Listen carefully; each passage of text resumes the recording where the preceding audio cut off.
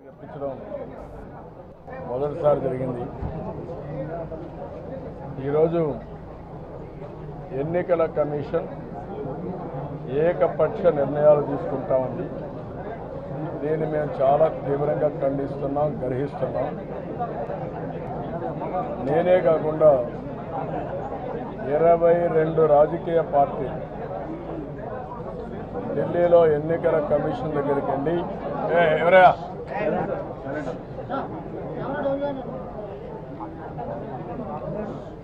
22 రాజకీయ పార్టీలు ఎన్నికల కమిషన్ దగ్గరికి వెళ్ళి మాకు ఈవీఎంల పైన నమ్మకం లేదు, పేపర్ బ్యాలెట్కి వెళ్ళాలి, పేపర్ బ్యాలెట్కి టైం లేదంటున్నారు, కాబట్టి మీరు వీవీప్యాట్లు కౌంట్ చేయాలి, ఏవైతే వీవీప్యాట్లో వచ్చిన స్లిప్పులు బ్యాలెట్ బాక్స్లోకి వస్తాయి ఇవి కనీసం 50% కౌంట్ చేయాలి అని డిమాండ్ చేస్తే దాన్ని కూడా రిఫ్యూజ్ చేశారు, పెడచెవిని పెట్టారు. అది జరిగిందంటేనే అనుమానం. ఎలక్షన్ కమిషన్ మళ్ళా మేము సుప్రీంకోర్టు పోయి అక్కడ సుప్రీంకోర్టులో రిట్టేస్తే 6 రోజులు పడుతుందని చెప్పి సమాధానం ఇస్తారు ఎలక్షన్ కమిషన్. మామూలుగా ఒకప్పుడు పేపర్ బ్యాలెట్ వచ్చేది. పేపర్ బ్యాలెట్ 24 గంటలు అయిపోతుంది. మీరు చూశారు చాలాసార్లు, మీరు కొంతమంది ఉంటారు సీనియర్స్ ఇక్కడ. ఆ రోజు నేనున్నాను ఎమ్మెల్యేగా, 70 నుంచి ఉన్నాను. అప్పటి నుంచి కౌంటింగ్ అవుతాం. తర్వాత 2004లో వచ్చింది ఈవీఎం. వచ్చిన తర్వాత వీవీప్యాట్ 2014 ఆ ప్రాంతాలకు వచ్చాయి, ఫుల్ ప్లేట్లు వచ్చాయి. అలాంటప్పుడు బ్యాలెట్ బాక్స్లో ఉండే బ్యాలెట్ పేపర్స్ కౌంట్ చేయడానికి 6 రోజులు పడుతుంది. తప్పుడు సమాచారం. ఎవరిని ప్రొటెక్ట్ చేయడానికి? ఎందుకు ఇచ్చారు మీరు? దానిపైన మేము గట్టిగా ఫైట్ చేస్తే కడాన 5 మాత్రం బ్యాలెట్ బాక్సెస్ కౌంట్ చేయడానికి ఒప్పుకున్నారు. దాని మీద ఏం చేయాలో మేము ఆలోచిస్తున్నాం, ఇవన్నీ మాట్లాడతాం. ఇక్కడికి వచ్చే కొందికి ఇదే వైఎస్ఆర్ కాంగ్రెస్ పార్టీ మేము తప్పు చేస్తున్నాం, ఫామ్ 7 ఉపయోగించి ఓటర్స్ తీసేస్తున్నాం అని చెప్పి ఢిల్లీకి వెళ్ళారు. ఢిల్లీకి వెళ్ళి ఇచ్చారు. ఆ రోజు ఇచ్చిన దాంట్లో కూడా ఒక యాక్షన్ ప్లాన్ కూడా ఇచ్చారు. ఆ యాక్షన్ ప్లాన్లో కూడా ఇంకోసారి విజయసాయి రెడ్డి ఇచ్చిన దాంట్లో ఒక యాక్షన్ ప్లాన్ తయారు చేసి అవి కూడా బై మిస్టేక్ అన్ని ఇచ్చేస్తే ఆ లెటరే తెలంగాణ గవర్నమెంట్కి ఇచ్చి తెలంగాణ ఈ డేటా సెంటర్ పైన డేటా థెఫ్ట్ పైన రైడ్ చేసే పరిస్థితికి వచ్చారు. అది వేరే స్టోరీ.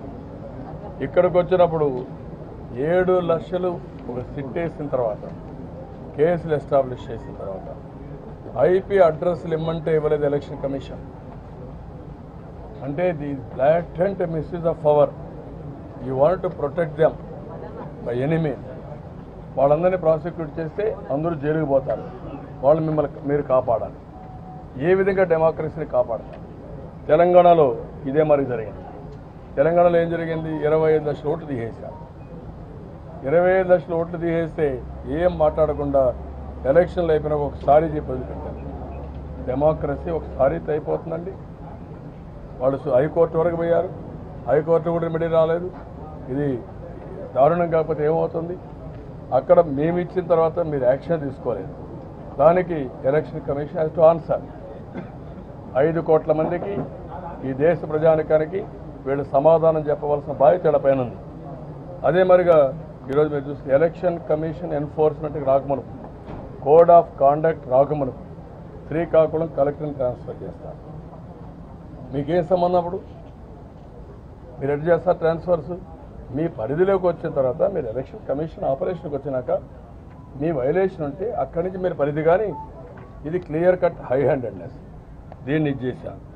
అది అయిన తర్వాత మీరు చూస్తే మొత్తం డీజీ ఇంటెలిజెన్స్, సెక్యూరిటీ ఆఫీసర్ ఆయన ట్రాన్స్ఫర్ చేశారు. What IB is doing in the country? పిఎంకి ఏం పని చేస్తున్నారు? ఎందుకు ట్రాన్స్ఫర్ చేయలేదు మీరు? What NSA is doing? మా మీద దాడులు చేయమని లిస్ట్ ఇస్తున్నారా? అవి మీరు చేస్తున్నారా? ఏ విధంగా చేయగలుగుతారు? ఏ విధంగా సమర్థించుకుంటారు? దీన్ని ప్రజలకు సమాధానం చెప్పాల్సిన బాధ్యత మీకు లేదు. అదే మాదిరిగా దేవతానికి 2 ఎస్పీలు శ్రీకాకుళం, కడప ఎస్పీలు ట్రాన్స్ఫర్ చేశారు. కడపలో ఏం జరిగింది? హత్య జరిగింది. హత్యని హార్ట్ అటాక్ కింద క్రియేట్ చేశారు. సాక్ష్యాలు రూపు మార్చేశారు, మొత్తం మార్చేశారు. మధ్యాహ్నం వరకు డ్రామా ఆడారు. ఎప్పుడైతే పోస్ట్ మార్టంలో ఇది అత్యంత తేలిన తర్వాత అక్కడి నుంచి ప్యానిక్ అయ్యి సాయంత్రాన్ని మళ్ళీ ఒక లెటర్ ఇచ్చి డ్రైవర్ చంపారని చెప్పారు. డ్రైవర్ చంపారని అక్కడ చెప్పి అక్కడి నుంచి ఏం చేయాలో తెలియకుండా ఎలక్షన్ కమిషన్ దగ్గర పోయారు, సెంట్రల్ గవర్నమెంట్ హోమ్ మినిస్టర్ దగ్గర వెళ్ళారు, కోర్టుకు వెళ్ళారు. ఎందుకు వెళ్ళారు? ఇవి జరిగితే ఆ కేసు ఇన్వెస్టిగేషన్ చేసి ఎస్పీని మీరు మార్చేస్తారా? What is the indication you are giving? మర్డర్స్ని ప్రొటెక్ట్ చేస్తారా మీరు? మర్డర్ జరిగిందా లేదా? మర్డర్ జరిగిన తర్వాత మీరు ఏ విధంగా అతన్ని ట్రాన్స్ఫర్ చేస్తారు? ఏ కంప్లైంట్ ఉంది? ఎవరు కంప్లైంట్ చేశారు? ఎవరైతే షీల్డ్ చేయాలనుకున్నారో, ఎవరైతే తప్పించుకోవాలనుకున్నారో వాళ్ళ కోసం చేస్తారా? అంటే ఇంకెవరన్నా మర్డర్ కేసు ఎస్టాబ్లిష్ చేస్తారండి? భయపడరు? ఆ మాత్రం బాధ్యత మీకు లేదు ఎలక్షన్ కమిషన్కి? అంటే మర్డర్స్ చేసే వాళ్ళు కూడా మీరు సపోర్ట్ చేసే పరిస్థితికి వస్తే ఎంత దారుణం ఇది గుర్తుపెట్టుకోవాలి. ఆ తర్వాత సిఎస్ అని ట్రాన్స్ఫర్ చేస్తారు ఏకపక్షంగా. సిఎస్ అనే వ్యక్తి ఇటు ముఖ్యమంత్రికి మాకు రెగ్యులర్ అడ్మినిస్ట్రేషన్ ఎలక్షన్ డ్యూటీ చేస్తారు. మీరు తప్పు చేస్తే పుల్అప్ చేయండి. You have to follow regular administration also. అలాంటిది మీరు ఇష్ట ప్రకారం చేసి సిఎస్ని ట్రాన్స్ఫర్ చేస్తారు. అదే మరిగా ఈరోజు మనం చూస్తే ఇవే కాకుండా ఈరోజు ఈ ఆఫీసర్ని ట్రాన్స్ఫర్ చేయడం అన్నీ ఒక ఎత్తు. వాళ్ళు ఓపెన్గా మార్నింగ్ చెప్తున్నారు, ఈరోజు నేను పోతున్నా, మండే మార్నింగ్ చెప్తారు, ట్యూస్డే మేము పోతున్నా అంటారు, ట్యూస్డే ఈవినింగ్ ఆర్డర్ వస్తుంది. అదే మరి ఒక అతను క్యాండిడేట్ అంటాడు, రేపు సాయంత్రం లోపల ఎస్పీ మారిపోతా అంటాడు, సాయంత్రానికి ఎస్పీ మారిపోతున్నాడు. అంటే ఎంత దారుణమైన పరిస్థితి! ఎప్పుడన్నా ఇలాంటి జరిగాయంటే ఎప్పుడు జరిగిన విధంగా ఇష్టానుసారంగా చేసే పరిస్థితికి వచ్చారు. ఈరోజు నేను అడుగుతున్న ఎలక్షన్ కమిషన్ అవతల వాళ్ళపైన ఇన్ని కేసులు ఉన్నాయి, ఏకపక్ష ఐటీ దాడులు చేశారు మా మీద. Is it level playing field? Telugu Desam party మొదటి నుంచి కూడా ఎన్నికల కంటే ముందు ఎన్నికల్లో కూడా ఏకపక్ష దాడులు. నిన్న మన జయదేవ్ ఆడిటర్ అతన్ని చేశారు, అది మునుపు సిద్ధారాఘవరావు, అంత మునుపు చాలామంది ఎలక్షన్ సమయంలో కూడా చాలామంది మా వాళ్ళందరిపైన దాడులు చేశారు. ఏం వైఎస్ఆర్ కాంగ్రెస్లో ఎవరు లేరా అవినీతి పనులు? ఎందుకు చేయలేదు మీరు అని సమాధానం చెప్పండి. Is it level playing field for each all political party? దీనికి సమాధానం ఏం చెప్తారు మీరు? అదే మరి నిన్న మీరు చూస్తే తెలంగాణలో గోపి, ఆ గోపి అనేవాడు అసిస్టెంట్ టు లక్ష్మణ్, 8 crores దొరికాయి. ఆయన డబ్బులు డ్రా చేశాడు. ఇప్పుడు మీరు నేను డబ్బులు డ్రా చేయడానికి లేదు. ఆయన 8 crores డబ్బులు డ్రా చేసి పెట్టుకొని రొటేట్ చేస్తున్నాడు. No action because of Modi. అంటే ఆయనకు ఒక రూలు, మాకు ఒక రూలు. ఈరోజు దేశాన్ని నాశనం చేసిన వ్యక్తి మోడీ. 2,000 రూపాయలు ఎందుకు ఇచ్చారండి? 500 రూపాయలు ఎందుకు ఇచ్చారండి? డిమానిటైజేషన్ ఈ పనికే కదా. మీ ఇష్ట ప్రకారం ఓట్లు కొనడానికి, డబ్బులు పెట్టుకోవడానికి ఇంత దుర్మార్గంగా మీరు చేసే పరిస్థితికి వచ్చారు. చాలా నీతిగా ప్రవర్తించే పరిస్థితికి వచ్చారు. ఇంకొక పక్కన మీరు చూస్తే ఆళ్లగడ్డలో కరెన్సీ ఇసిరేస్తున్నారు, డబ్బులు వెదజల్లుతున్నారు. ఏం యాక్షన్ తీసుకున్నారు మీరు? ఎందుకు తీసుకోలేదు? మీకు తెలియదా? కంప్లైంట్ కూడా ఇచ్చాం కదా, ఎందుకు చేయలేకపోయారు? ఇంకొక పక్కన ఇవన్నీ కూడా పాతపట్నంలో శాంతి అని వాళ్ళ బ్రదర్ 1.5 crores రెడ్ హ్యాండ్గా పట్టుకున్నారు. ఈరోజు మీరు చూస్తే ఇక్కడ విజయసాయిరెడ్డి, అనిల్ యాదవ్, సునీతారెడ్డి వాళ్ళ టేపులు మీకు ఇస్తాం, మీరు ఇంటే మీకు ఒక ఐడియా వస్తుంది. ఎంత వాళ్ళ జోబీ సంస్థ మారిగా తయారైపోయింది ఎన్నికల కమిషన్. వాళ్ళ ఆఫీసు మారి తయారైంది. ఇక్కడ రావడం, ఒక కాగితం ఇవ్వడం, వాళ్ళే ఫోన్లు చేయడం, వీళ్ళపైన యాక్షన్ తీసుకోండి, వీళ్ళపైన యాక్షన్ తీసుకోండి చెప్పడం, మనుషులు పంపిస్తున్నాం, రేపంతా లా అండ్ ఆర్డర్ సమస్యలు క్రియేట్ చేస్తాం అని చెప్పే పరిస్థితికి వచ్చారు. మొన్నే మీరు చూశారు కేకే శర్మ, ఆర్ఎస్ఎస్ వర్కర్, ఆయన్ని కేకే శర్మని వెస్ట్ బెంగాల్ పంపించారు.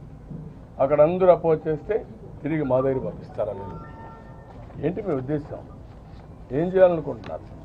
మా పార్టీ రిప్రజెంటేషన్ చేశారు, సిపిఐ చేశారు, కానీ ఇంతవరకు యాక్షన్ తీసుకునే పరిస్థితులు లేదు. దీనికి సమాధానం చెప్తారు ఎలక్షన్ కమిషన్? అక్కడ రిజెక్ట్ చేస్తే వాళ్ళ బలవంతంగా మా నెత్తిన పెట్టి మమ్మల్ని కంట్రోల్ చేయాలనుకుంటారా మీరు? ఎంత దుర్మార్గమైన కార్యక్రమం ఇది! ఇలాంటివన్నీ కూడా ఈరోజు చూస్తే నిన్న 65 మంది IAS IPS IFS officers retired president of ఇండియాకి వెళ్ళి ఏకపక్ష నిర్ణయాలు తీసుకుంటున్నారు. వీళ్ళు చాలా దారుణంగా తయారైపోయారు. ఇది ప్రజాస్వామ్యానికి మంచిది కాదని 65 మంది మీరు చెప్పారు. సాయంత్రాన్ని మళ్ళీ ప్రవీణ్ కుమార్ మీరు ట్రాన్స్ఫర్ చేస్తారా? ఉదయం అక్కడ క్యాండిడేట్ చెప్తారు, సాయంత్రానికి ట్రాన్స్ఫర్ అవుతారు, సాయంత్రం మీరు ట్రాన్స్ఫర్ చేస్తారు. What is the answer? దీనికి ఆన్సర్ చేసే పరిస్థితి కూడా ఎలక్షన్ కమిషన్ లేని పరిస్థితికి వచ్చేది. ఇవన్నీ కూడా మేము ఆయనకి ఎలక్షన్ కమిషన్ చాలా రెస్పెక్టబుల్గా చెప్పాం, గట్టిగా కూడా చెప్పాం. ఇది బ్రాంచ్ ఆఫీసర్ క్లర్కుల ఉద్యోగం కాదు. ఏది న్యాయమో ఒక వ్యక్తి అధికార దుర్వినియోగం కోసం ప్రధానమంత్రి చెప్పాడనో బీజేపీ చెప్పిందనో ఈరోజు కూడా బీజేపీ ఒక స్టేట్మెంట్ ఇచ్చారు, ప్రధానమంత్రి ఇచ్చాడు. కేసీఆర్ జగన్ మాతో ఉంటారు, మేము కలిసే ఉంటాం అని చాలా స్పష్టంగా స్టేట్మెంట్ ఇచ్చాడు. ఆయన ఫోన్ వాళ్ళు అంతా ఇన్స్ట్రక్షన్స్ ఇవ్వడం, వీళ్ళందరూ కలిసి పనిచేయడం, తెలుగుదేశాన్ని ఇబ్బంది పెట్టాలి. ఇది ఎక్కడ న్యాయం అండి? ఇది మీరు ఇంపార్షియల్గా ఎలక్షన్స్ కండక్ట్ చేయండి, మాకు బాధ లేదు. లేకుంటే ఎలక్షన్ కమిషన్ ఢిల్లీ నుంచి వచ్చి వాళ్ళే క్యాంపెయిన్ చేయమని, నాకు అది కూడా బాధ లేదు. వైఎస్ఆర్ కాంగ్రెస్ పార్టీ క్యాంపెయిన్ చేయమనండి, నాకేం బాధ లేదు. ఇక్కడ కార్యకర్తలు ఉన్నారు, ప్రజలు ఉన్నారు, వాళ్ళు నిర్ణయించుకుంటారు. కానీ ఏకపక్ష నిర్ణయాలు తీసుకుని చులకన కాకూడదు ఎలక్షన్ కమిషన్. అంటే మేమందరం కూడా ప్రజాస్వామ్యం అపహాస్యం అయిపోతే వీళ్ళు కూనీ చేస్తూ ఉంటే, అసలు డిస్ట్రాయ్ చేస్తూ ఉంటే మేము గమ్మన కూర్చొని ఉండడానికి సిద్ధంగా లేము. అందుకే సేవ్ ఇండియా, సేవ్ డెమోక్రసీ. మొన్నటి వరకు సిబిఐ అయింది, ఈడీ అయింది, ఇన్కమ్ ట్యాక్స్ అయింది, ఆర్బీఐ అయిపోయింది, అన్ని ఆల్మోస్ట్ ఆల్ అయిపోయినాయి. సిబిఐ ఇంకొకటి కూడా ఇవన్నీ అయిపోయినాయి. ఇప్పుడు ఎలక్షన్ కమిషన్ ఎక్కడికి పోతున్నా నాకైతే అర్థం కావడం లేదు. ఇది నరేంద్ర మోడీ ఇస్తాం. ఈ మోడీ ఈ దేశాన్ని నాశనం చేయడం కోసం ఇవన్నీ చేస్తున్నాడు. మమ్మల్ని అందరినీ రోడ్డు మీద తీసుకొచ్చే పరిస్థితికి వచ్చారు పోరాటానికి. దీన్ని నేను చాలా తీవ్రంగా అందుకే చెప్పాను, చాలా దుర్మార్గం, బాధాకరం. ఇది చాలా తీవ్రంగా నిరసన తెలియజేస్తూ నేను గర్హిస్తున్నాను. సార్, ఐటీ దాడుల విషయంలో మీరు గతంలో కంప్లైంట్ ఇచ్చారు, ఎలక్షన్ కోడ్ అమల్లో ఉన్నప్పుడు ఐటీ దాడులు చేయాలి. దాని మీద అసలు ఈసీ నుంచి సమాధానం లేదు. సమాధానం చెప్పండి, నేను అడిగేది అడుగుతున్నా. మీరు ఇంకోటి కూడా చెప్పారు, క్యాండిడేట్స్ని రేట్ చేయకూడదని చెప్పారు. ఎవరు సుప్రీంకోర్టు డైరెక్షన్ ఉంది, ఎవరు కూడా క్యాండిడేట్స్ అనే వ్యక్తుల్ని రైట్ చేయకూడదు. ఆశ్చర్యపోతారండి దొంగల వాళ్ళు. ఆశ్చర్యలో పోవడం ఏంటి అంటే ఎక్కడికి పోతున్నారు మీరు? ఏంటి ఈ దేశంలో ఈవెన్ రూలర్స్ ఉండేది కూడా జరగవు, ఇవన్నీ డిక్టేటర్స్ ఉండేది కూడా జరగవు. అలాంటిది మీ ఇష్టానుసారంగా మీరు ఏదనుకుంటే అది అందరినీ కిల్ చేసేస్తాం, డెమాలిష్ చేస్తాం, మీరు ఏం చేస్తారు చేయండి. ఎంతమందికి మనోనిబ్బరం ఉంటుందండి? నేను అడుగుతాను ఎలక్షన్ కమిషన్, ఏ తప్పు చేయని వాళ్ళందరినీ మీరు ట్రాన్స్ఫర్ చేశారు, వాళ్ళకి ఎంత బాధ ఉంటుందండి?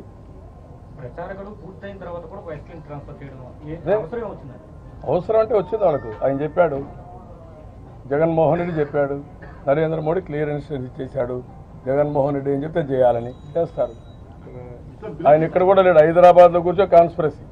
ఇప్పుడు కూడా మీరు చూడండి, ఇక్కడ లేడు ఆయన, హైదరాబాద్లో కూర్చొని కేసీఆర్ కేటీఆర్ వీళ్ళంతా కుట్రమని అక్కడి నుంచి మానిటరింగ్, ఈ రాష్ట్రాన్ని మానిటరింగ్ అక్కడి నుంచి అనమాట, హైదరాబాద్. కార్యాచరణ ఢిల్లీలో కూడా పోయి చెప్పాం, అక్కడ కూడా ఇచ్చాం. ఎలక్షన్స్ జరగాలి, జరుగుతాయి.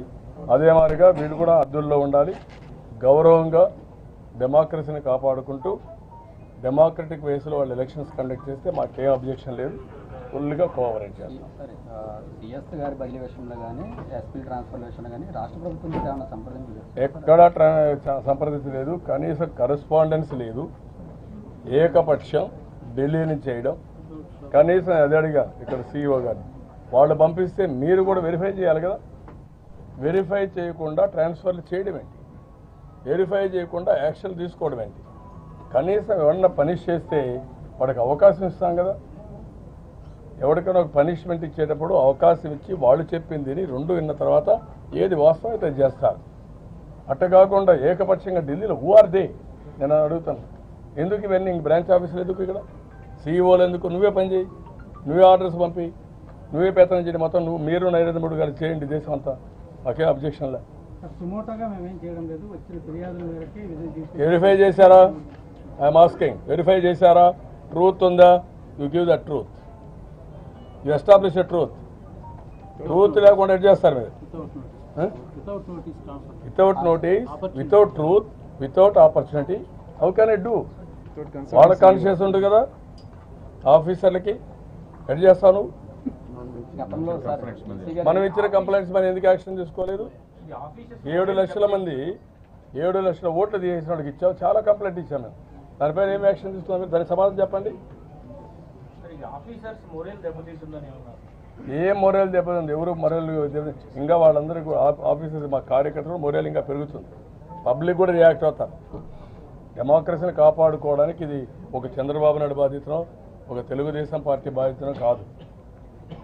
Every citizen of the state, every citizen of this great nation has to think what type of politics is going on in this country, what type of Narendra Modi, who is he? It is not dispensable. ఆ విషయం మీరు గుర్తుపెట్టుకోండి.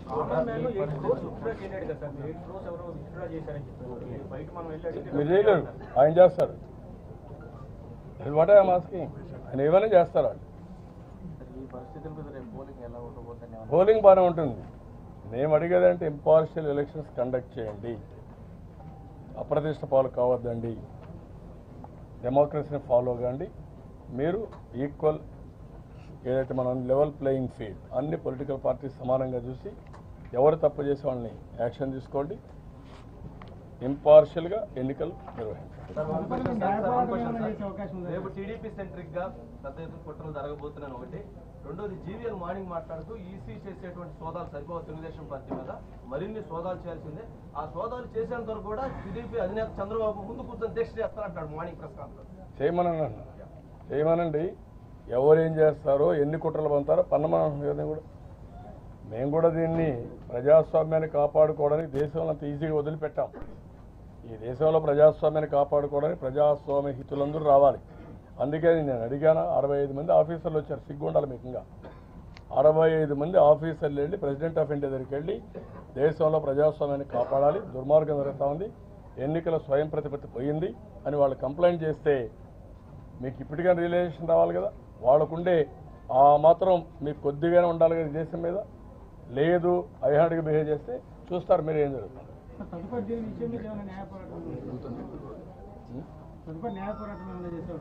అన్నీ ఉంటాయి brother. ఇది మేము చేయాల్సిన పనులన్నీ చేస్తాం ప్రజాస్వామ్యాన్ని కాపాడుకోవడానికి.